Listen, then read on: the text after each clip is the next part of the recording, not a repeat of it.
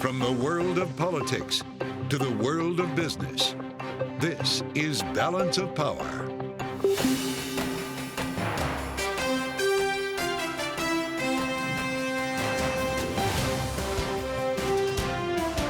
Live from Washington, D.C. From Bloomberg's Washington, D.C. studios to our TV audiences worldwide, welcome to Balance of Power. Alongside Anne-Marie Hordern, I'm Joe Matthew. The debt limit deal cleared a major hurdle just 30 minutes ago in the House and is set for a vote tonight with passage in sight. When this agreement reaches the Senate, I'll be proud to support it without delay. We'll talk to members of Congress from both sides of the aisle this hour. Republican Representative French Hill of Arkansas and Democrat Jim Himes of Connecticut. Florida Governor Ron DeSantis hitting the big three early nominating states, Iowa, New Hampshire, and South Carolina this week. But will he be able to gain ground on former President Trump? We won the biggest election landslide that Florida Republicans have ever won. And did he ever say anything like, attaboy, good job? No, he attacked me 3 days before the midterm election. And former Vice President Mike Pence set to announce a presidential campaign next week as J.P. Morgan's Jamie Dimon keeps the door open for a possible run himself in a Q&A with Bloomberg. Just one of the stories that we'll be touching on today, Anne-Marie, but we have to focus on the debt ceiling. That is, we'll have a lot more on that. But we've got a pretty good sense all of a sudden of what we might see in the House tonight on this debt ceiling bill as it just passed a critical hurdle in the Senate, or in the House, I should say, a procedural hurdle. 241 to 187. So the procedural step is cleared. It's going to hit the House this evening. Everyone knows it's going to pass, but everyone wants to count. You know, how many are going to back Speaker McCarthy? How many D's? How many R's? Exactly. Who's going to go back the president? Exactly. This is the big question. And joining us around the table to be able to discuss this is Bloomberg's Federal Reserve editor, Kate Davidson, and Bloomberg Government Congress reporter, Zach Cohen. Zach, let's start with you. Set the scene. We've got the procedural hurdle done. Tonight we're going to have a passage. What should we be looking out for, though, that can tell us a little bit deeper of maybe some of the tensions that are brewing in Congress? Well, I found it really fascinating to see as many as 50 or more Democrats vote for a rule in a House-controlled or Republican-controlled House is super interesting. That very rarely happens. These are usually procedural votes that are very party line, especially if the legislation is partisan. And so the fact that some Democrats have to come in and basically give the votes to McCarthy to get the groundwork through in order to get the debt limit deal done, I think is a pretty good indication that they're willing to bail him out when it comes to really important things. The real critical question will be, would they do similar things on things like funding the government at the end of the year? If there's an effort to try to actually kick McCarthy out of the speakership, where would they land on that? And so there's an interesting interpartisan debate happening here, especially that you have 25 or so Republicans that are actually voting against McCarthy on this debt limit deal that he negotiated with President Biden.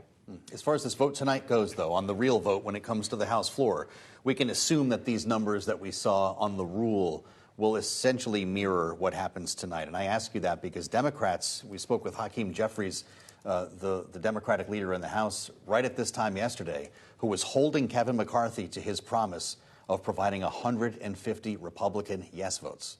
Yeah, it's all about math, right? If McCarthy is promising about 150 yes votes, you need 218, a majority of the House, to get anything done. Then you need about 50 or 60 Democrats in order to join with them in order to get that done. There was sort of an understanding from the get-go that they weren't going to get all Republicans on this. It was really a question of whether they would get a majority of the House Republican Conference, which, at least on the rule, they have, which I think probably more than people expected. But the House is obviously half the problem. We're going to have to then see it go to the Senate. And we have heard from senators addressing the debt ceiling bill earlier today. They're going to be in the hot seat next after the House does likely pass this bill. Take a listen. The bottom line is that's part of the negotiation. We show the process works, democracy works, you can bring people together, and now we got to get our job done. I think that we're just kicking the can down the road. Very disappointed that President Biden didn't really get serious about working on the national debt. We're in this place because the Republicans have taken our economy hostage and threatened our good name all around the world. I don't know yet. I'm still reviewing the bill. I just wish that a lot of, frankly, a lot of the goodwill and a lot of the caucus unity that existed from the House Republicans had translated into a better deal for those Republicans. We don't have a choice. It has to get done. And look, I am sure that there will be a lot of amendments, or some amendments I would love to put up. If we send it back to the House, it's a default situation. All right, besides Senator Tester saying we have no choice, it has to get done, Zach, that did not exactly bring a lot of optimism that this is going to be a smooth sailing process in the Senate. No, and I think at the end of the day, it'll have a majority and at least 60 votes, obviously, in order to get past an expected filibuster, and you have Senate McConnell, the majority leader, as well as Senate Majority Leader Chuck Schumer, both saying we need to get this done. So the question is basically how many of those Republicans come over and actually counterbalance any Democratic defections. You've got Senator Bernie Sanders has said that he's going to vote against this bill. I think the first member of the Democratic caucus to do so. And how many of them at least vote to allow it to advance and maybe not vote on final passage. It only requires a simple majority, remember, on final passage of any bill in the Senate. It's that 60-vote threshold to get to final passage, which is always the key stumbling block. But I heard a lot of senators today when I was on the Hill, a lot of undecideds, a lot of I'd really like some changes to this. No one's terribly happy with this, but default is really the thing they want to get away from. So let's talk about the impact of this bill, Kate. I'm glad you're here for this moment because Bloomberg Economics crunched numbers to find that this bill, not the original version that Republicans passed in the House, but this version getting a vote tonight, would in fact eat into GDP growth on a longer term and could result in the loss of more than 350,000 jobs. You can look at this from a couple of different angles here. Legislation doing the Fed's work for it, but also a tougher sell for some Democrats who are going to see potentially jobs lost because of this. Yeah, I mean, anytime you're reducing deficit spending, it's going to have some effect on the economy. So, right, we have our own economists who put out some estimates, but I've seen other estimates from forecasters who say they think that the effect on growth will be modest. So time will tell. But right, when the situation, if we were to think about post 2008, when the economy was very weak and there were similar efforts right through the debt ceiling process to reduce federal spending. I mean, the economy was still, the recovery was very, very sluggish at the time, and that was a real headwind, reducing federal spending. We have a totally different situation right now. The economy is very hot. We have very high inflation. And as you said, the Fed is putting in a lot of work to try to slow things down and cool things. And so there are some folks, like the Committee for a Responsible Federal Budget, for example, you might call them budget hawks or deficit hawks, who've said, hey, the government, fiscal policy can help the Fed out a little bit by reducing deficits. And so they see this as potentially a good thing. But right, ultimately, when we say slowing growth, slowing the economy, unemployment increasing, I mean, that's people losing jobs. I mean, there will be some effect and some pain for people, but the extent of that, it seems like hopefully will be moderate and might help the Fed. And isn't it so difficult right now looking at these numbers? Because to Joe's point, inflation is still so high and sticky that even if you cap spending, it actually means you're decreasing. This is Lindsey Graham's entire point on why he's concerned about the defense budget, because 3% increase, but when inflation's coming in and eating out part of that, it's actually a decrease. Well, that's right. I mean, freezing federal spending when you have any amount of inflation is a decrease over time. I mean, so when people are debating, is this actually good? Who actually won here? Yeah. Who got how much? I mean, it does kind of depend on how you look at it. Look, over 10 years, the estimate, I think, CBO is $1.5 trillion. I mean, that's a lot of money. I think that's the biggest deficit reduction bill that we've seen Congress pass, if it ultimately passes, in a really long time. But right, on the other hand, if you look at the inflation effect, it's going, like, for defense spending, certainly you can make the argument it's going in the other direction. So there's plenty for both sides to cheer and to complain about with this agreement, I guess. You wonder to what extent lawmakers read the bill this way. They've had, 72 hours to read a 99-page bill. I'm sure their staffers have enjoyed it. But to what extent do they think about the impact here? And we should note that the original version of the Republican bill, according to Bloomberg Economics, would have guaranteed a recession and cut several hundred more thousand jobs compared to what we see here today. I think what you hear most from senators, especially that I've been talking to today, is default. That is what they're most concerned about. That is what they think would have, obviously, the greatest economic impact. And that the relatively modest cuts that are in this bill, by comparison, are not really that much of a concern for the economy. Certainly some government contractors are going to be, left in the dust and not able to, get quite as much money as they were hoping for, as many projects. There are going to have to be cuts, because even the defense number, it is an increase, 3%, but that's not inflation. That's not keeping up with the growth in costs that we've seen over the last year or so. Good conversation. Thanks to both of you. Kate Davidson, Zach Cohen. With us from the Bloomberg newsroom here in Washington. And coming up, we'll speak with Republican Representative French Hill of Arkansas. That's next on Balance of Power on Bloomberg.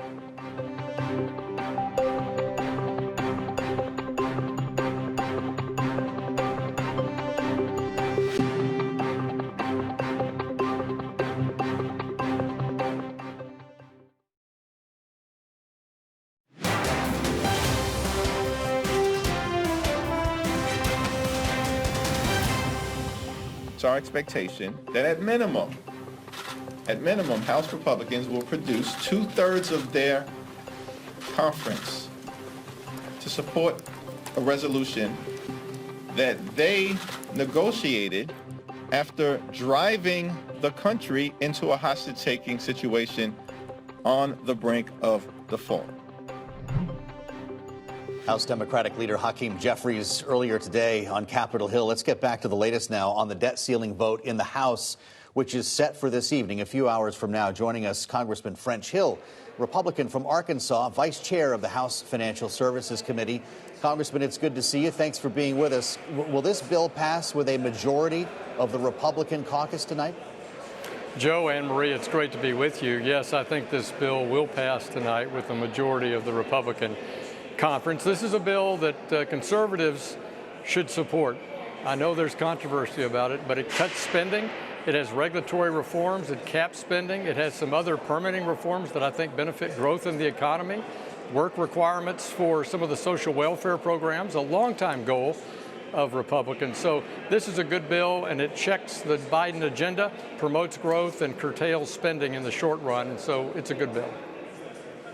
You're trying to save money, and I know that work requirements is really important. Congressman, thanks for joining us for your conference. But at the same time, when you look at the text of the bill, it actually expands the SNAP, those food stamps, for members of our society. And that means actually it's going to be more expensive down the road. Has this been an issue for you and other members of your party? Yeah, Anne Marie, it's a good point. Yeah, I didn't support that modest expansion for veterans and homeless citizens. Many of them already qualify, so they really didn't even need to be engaged in an expansion type language in my personal view. And I would have preferred much more substantial cuts, $4 trillion of savings that we projected in our bill that we passed in April. That would have been much more my preference. But as you say, it's a compromise between House Republicans and the president. We are in divided government. This is what we could get as a responsible increase to the debt ceiling. But there's more in it, I think, that is positive and benefits the country than in something that I'm frustrated by. Well, it's a refreshingly honest answer in a week like this one, where we're hearing some pretty strident remarks from both sides of the aisle. Let's hear from President Biden today, Congressman, speaking about the debt ceiling bill and that vote tonight. We're going to deal with the debt ceiling. I think things are going as planned. God willing, by the time I land, the Congress will have acted, the House will have acted, and we'll be one step closer. We heard quite a bit from members of the Freedom Caucus yesterday, Congressman, who say that Joe Biden rolled Speaker McCarthy in these negotiations. How would you characterize it? Yeah, Joe, I just would reject that. That's just not the way I would think about it. President Biden essentially got nothing out of this bill except the fact that the debt ceiling is increasing. He didn't even participate really for 100 days in the discussions. It was only when House Republicans came together as a conference and passed without a single Democratic vote our Limit, Save, Grow Act that got these negotiations going. So what did we do? We've cut spending year over year, preserving the defense and veterans budgets. We've capped the growth of domestic discretionary spending at 1%. We have curtailed regulatory costs by adding a pay-go feature for all federal regulations. We've reformed, as we just talked about, and expanded work requirements, which should add 275,000 people to the workforce and get people out of poverty. These are good things. And we clawed back a bunch of unnecessary spending left over from the pandemic to the tune of about $30 billion this year. And we blocked $2 billion of $45 billion over 10 years for hiring new IRS agents. So look, these were priorities for House Republicans, and these were actually changes to Joe Biden's position, which was a clean debt ceiling, and he said it was a red line on changing anything in the Inflation Reduction Act or work requirements. So, Congressman, what happens now after this vote, given the fact that there are individuals in your party that some are calling for a reckoning, and they feel like there should be a motion to vacate for the Speaker? Do you foresee that even happening on the House floor, or is this just posturing? Anne Marie, I don't. I think Kevin McCarthy has spent 5 months building excellent working relationships with members. We have members that are frustrated by this negotiation, that it didn't turn out quite like they would like it to be in their perfect world.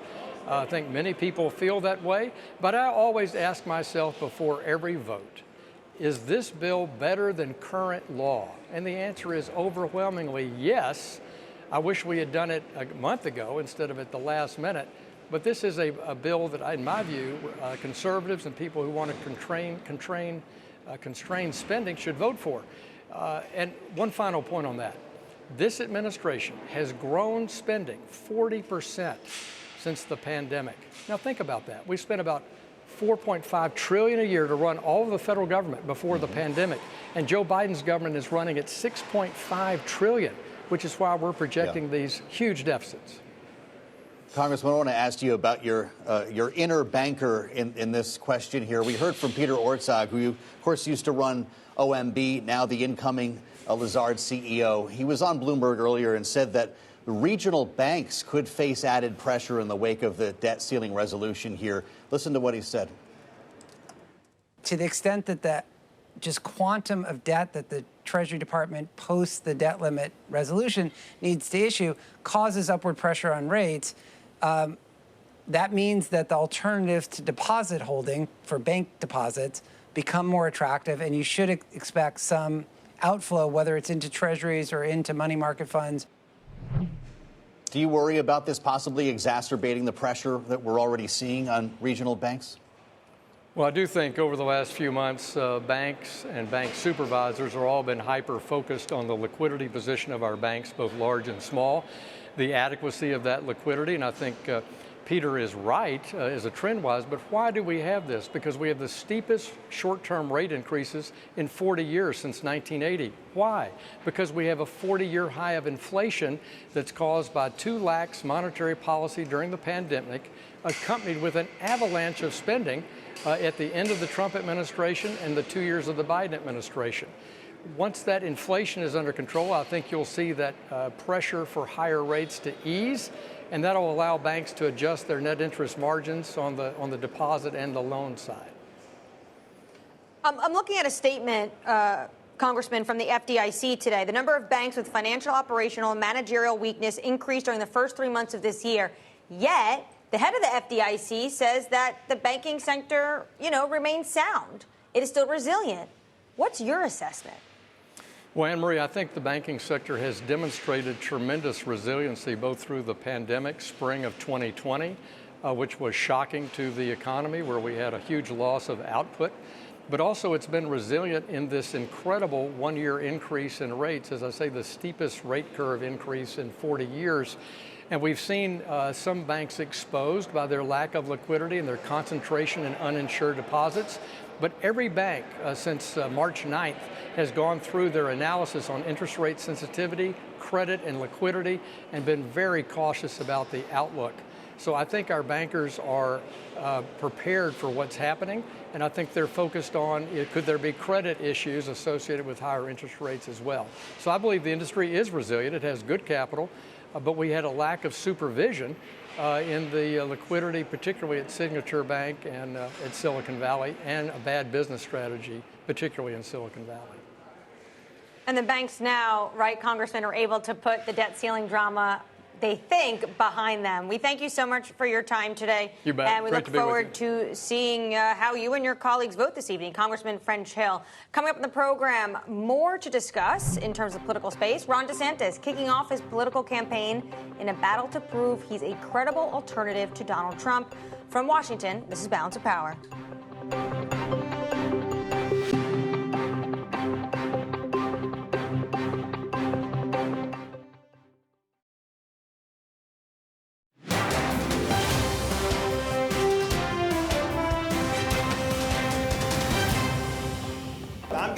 respond to attacks. I mean, if you say Cuomo did a better job with COVID than Florida did, first of all, that's not what he used to say. This is like new. Like 6 months ago, he would have never said that, right? He used to say how great Florida was. Hell, his whole family moved to Florida under my governorship. Are you kidding me? That was Governor Ron DeSantis, of course, from Florida. In a press conference last night in Iowa, DeSantis is kicking off his 2024 presidential campaign this week, touring Iowa, battling for Trump votes in the U.S. heartland. Joining us now from Iowa to discuss is Bloomberg's national political reporter, Mark Niquette. Mark, you're there on the ground. This is someone who obviously in the political circles and the Republican circles is well known. He's obviously very well known, had this landslide victory in Florida for governorship. But what has been the reception like on the ground? He got a very enthusiastic reception yesterday at his kickoff rally at a mega church in West Des Moines. It's a crowd of about 500 people. They cheered and applauded, all of his lines, and seemed to be receptive to his argument that, he's the best alternative to Trump in the Republican field. It was kind of interesting because DeSantis didn't mention Trump by name in his rally speech, but in the clip he played afterwards in a press conference, he really pulled no punches in talking about how he thinks Trump, fell down on policy, on America First policies, how he's attacking DeSantis from the left, and just essentially how he doesn't think Trump can win. So he's trying to play this sort of not game, but in his speeches, he's making implicit criticisms of Trump. But in interviews and in press conferences afterwards, he's more explicit about why he would be a better option. Mark, the knock on Ron DeSantis has been that he's not a good retail politician. He doesn't have the demeanor to appeal to people in that sort of first-person way. Based on what you've seen in Iowa, and as he prepares to return to New Hampshire tomorrow, he'll be walking in the Red Arrow Diner again, I figure. Is he doing a better job? Is he more comfortable? Well, he's clearly making more of an effort in these stops in Iowa. In the first two events, he stayed after his speeches and worked the crowd, took the selfies and signed the autographs and chatted with voters and, had a bright smile on his face, clearly trying to engage people and come across as, Sounds like that's a yes to me. We'll have to see if he gets the homemade Twinkies at the Red Arrow. Mark, thank you for spending time with us from Iowa. Coming up, we turn back to the debt ceiling debate and the vote tonight. This is Bloomberg.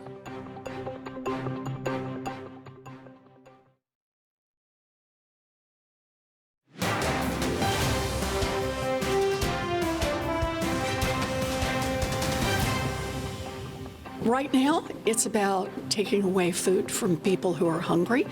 It's about bearing down on students who have trouble paying their loans off. It's about slowing us in the climate fight. It is threatening to our economy. It is threatening to families across this country.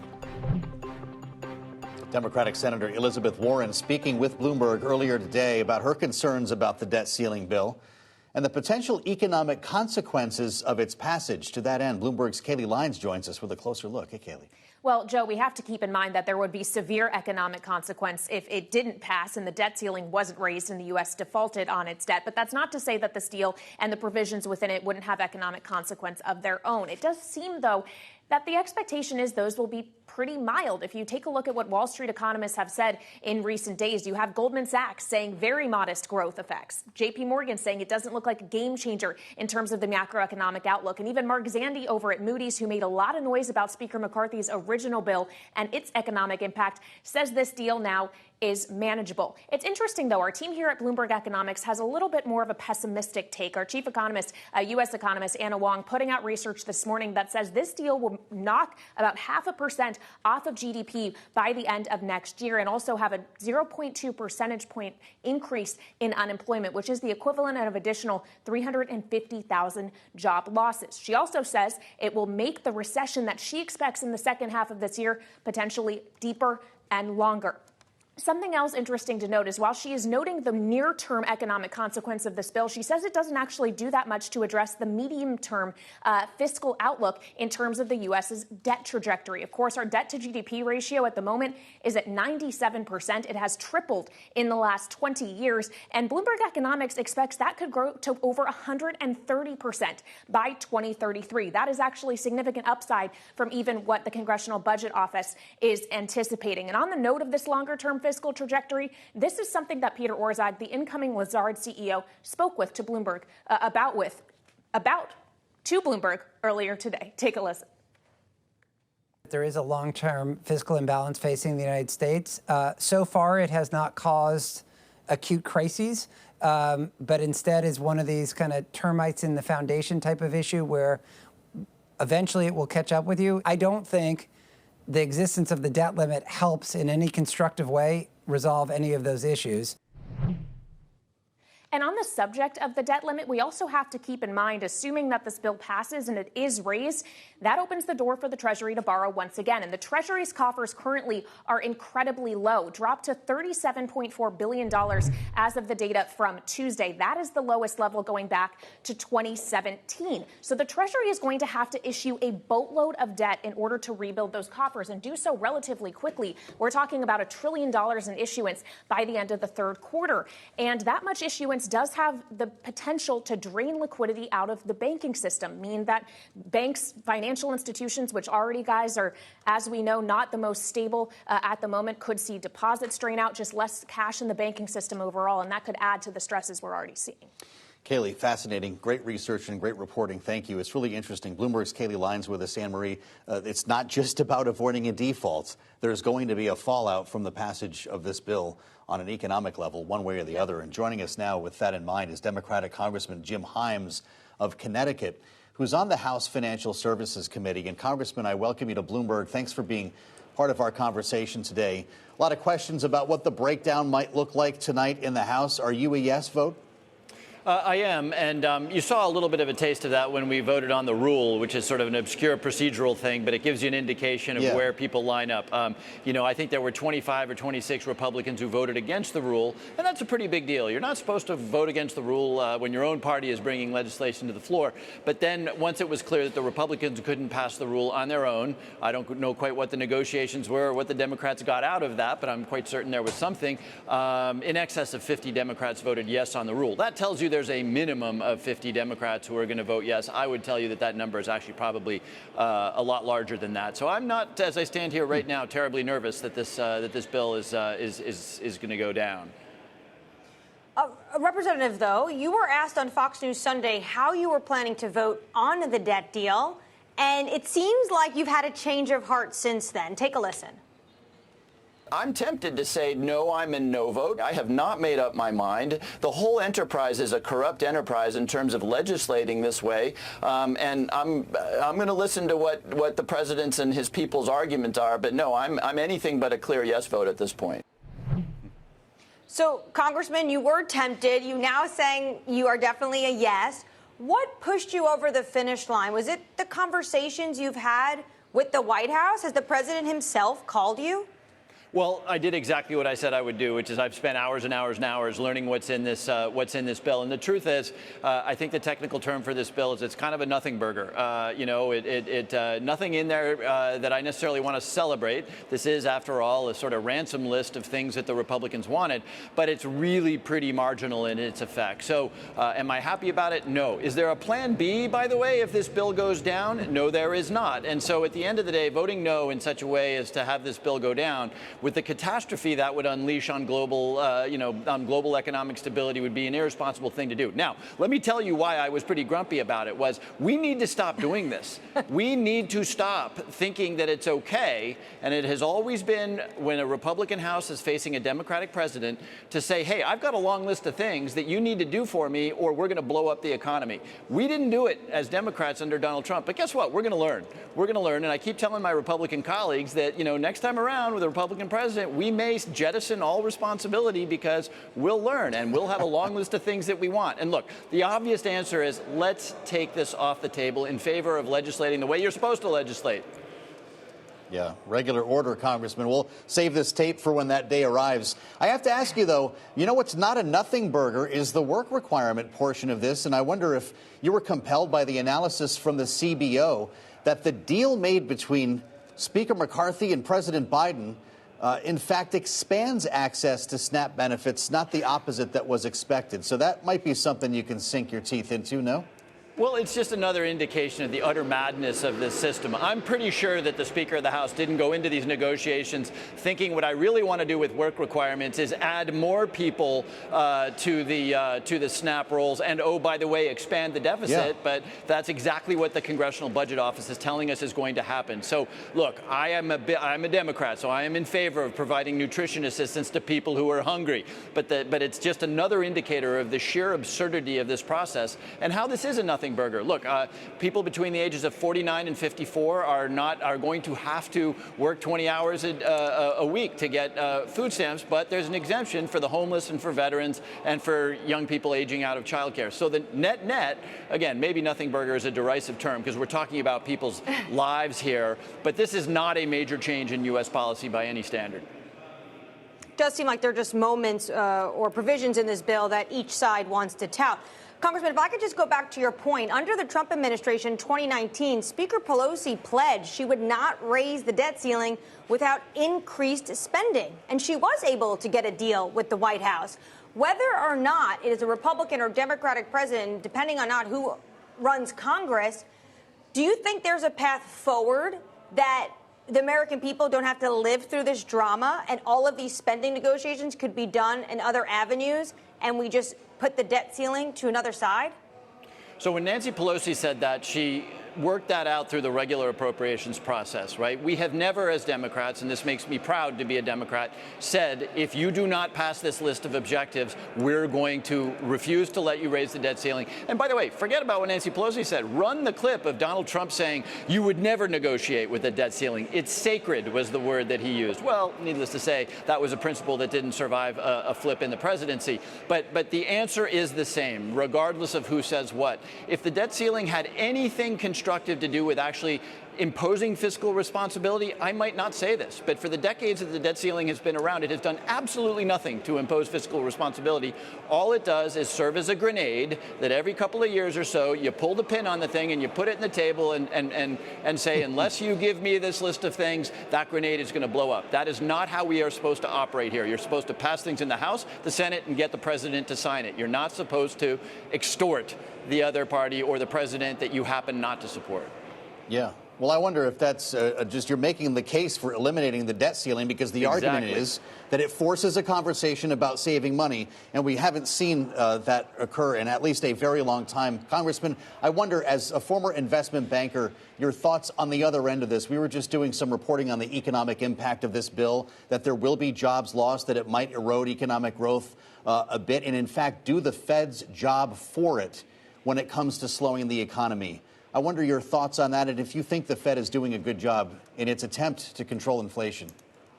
Well, again, as a fiscal policy, I don't think this deal is that big. I've said that a couple of times now. So it is likely to be marginally deflationary, which with inflation still operating at wherever it is today, 8% or so, that's not necessarily a bad thing. I don't know if it's going to do the Fed's job for it. The Fed has obviously been doing exactly what the Fed is supposed to do in inflationary environments, raising interest rates. That is uncomfortable for people who haven't seen raising interest rates in a generation, like Silicon Valley Bank and like borrowers. But look, I think this bill in a very marginal way is likely to help the Fed slow down inflation, but it's not going to be dramatic by any stretch of the imagination. Congressman, thank you so much for your time today, and thank you for letting us know how you're going to vote ahead of this crucial vote this evening, although we do know it's going to pass. Thank you so much. Jim Himes of Connecticut. Joe, his words, not ours. He says he's less grumpy, he thinks, today than he was on Fox News Sunday when he said he was tempted to actually vote no. So he has been assuaged, which I think the president has been trying to do. But he does call this bill a nothing burger. Yeah, and its impact as well, although he tried to walk that back on the work requirements a little bit. But that is the fact that we've really learned here, having had the time to digest this bill, hearing from the analysts, it is a bit of a wash. There are no major spending cuts here, and its impact on the economy, depending on who you ask, could be quite muted. Muted, for sure. All right, coming up, more, of course, on the debt ceiling with our political panel. What to discuss as we watch the deal, the House poised to vote on it, and then, of course, to the Senate. This is Balance of Power.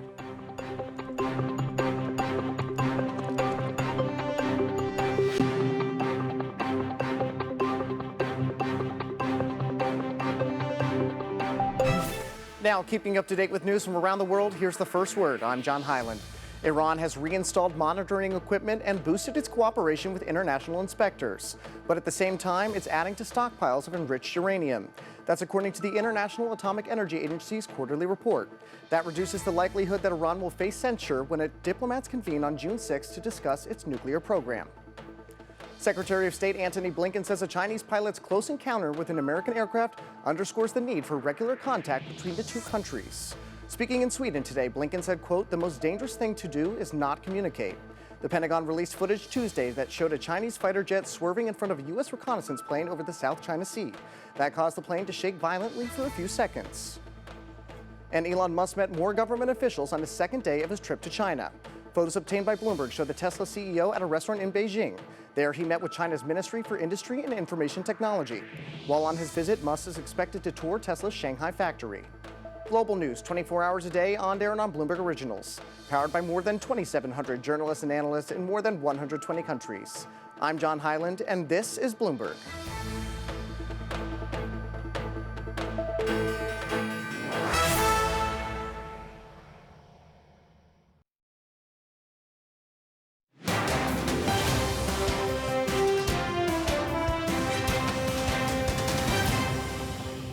I cannot stress enough that we have no margin for error. Either we proceed quickly and send this bipartisan agreement to the president's desk, or the federal government will default for the first time ever. When this agreement reaches the Senate, I'll be proud to support it without delay. Senate leaders urging passage of the debt ceiling bill. Speaking earlier today, of course, on the Senate floor. For more, let's bring in Lauren Tomlinson, former Deputy Secretary for Public Affairs at DHS, and Kevin Walling, former Biden campaign surrogate. Thank you both for joining us. So we know what the House is going to do. The Senate. What are you watching out on the Democratic side? Who potentially is going to make this process much more difficult? And you heard Senator Schumer say that cannot be. That time is of the essence. Well, Anne-Marie, first off, it's so interesting to see Leader Schumer and Leader McConnell speaking from the same volume in terms of echoing each other's remarks. Listen, you've got Bernie Sanders, who's the chair of the HELP committee, Elizabeth Warren, who's outspoken, who've already come out with problems with this agreement. The Senate, because of choice, has taken a backseat to this. So now every senator wants to express themselves because they haven't been able to for the last 3 weeks, according to, that kind of agreement in terms of letting the president and Speaker McCarthy work this out. So I think they're taking every opportunity to make their voice heard on this issue. So to that end, Tim Kaine, the senator from Virginia, has a problem with this pipeline. In fact, a number of senators on both sides of the aisle have a problem with this pipeline that is in the deal. We talked about it yesterday. Shalonda Young said, it's permitting reform, but this is a pipeline that runs through the state of West Virginia. Joe Manchin's been trying to get this through. He got it in the bill. Tim Kaine says no. We actually spoke with both of them today for a sense of how both sides are framing this. Listen. The real issue is it's bad policy. If we're going to do permitting reform, then we should make every project meet the permitting requirements. We shouldn't take one controversial project and completely exempt it from requirements and allow it to take private people's land for the benefit of a corporation. The bottom line is we need energy and we need permitting reform, and we're getting permitting reform in here. The Mountain Valley Pipeline is something I brought to the table basically over a year ago, and that was part of the IRA. We need more energy produced. That's what the bill is intended to do, and that's what we're doing. Tim Kaine wants to see a vote on this. Are we going to see amendments like that get a vote in the Senate that could potentially slow things down? Yeah, McConnell has said that he supports offering amendments to this. The key is that they're going to have to make sure that they offer amendments that will not actually pass, so that the senators can make their voices heard, which I think is a great point. They have been itching to do so. But we don't want an amendment to actually pass, alter the bill, and then have to send it back to the House for another vote. Like, right? Like we're right at the so this deadline. Is the and they're pipeline leaving. And they're leaving. Yeah. They're supposed to be That's their always the districts thing, this right? week. It's the jet fumes that they start smelling, and then they want to get out of town. Maybe too many jet fumes as part of this process. Yeah, they're ready to be done. So I think that also comes into the equation, right? There is a political calculus by McConnell and Schumer. They're on the same page here. They're going to offer the amendments that allow people to get the political points and give up and give beautiful speeches about what they believe, and then get out of town with the debt ceiling passed in time. Gets his pipeline. And that is why they did it this way. That's right. Because you have to have a deadline, or there's just going to be days and of mountains of amendments. All right, coming up, back with our panel, we are going to look ahead to 2024, and a certain Wall Street titan has hinted to Bloomberg TV what he's considering in his future, maybe a potential political career. This is Balance of Power.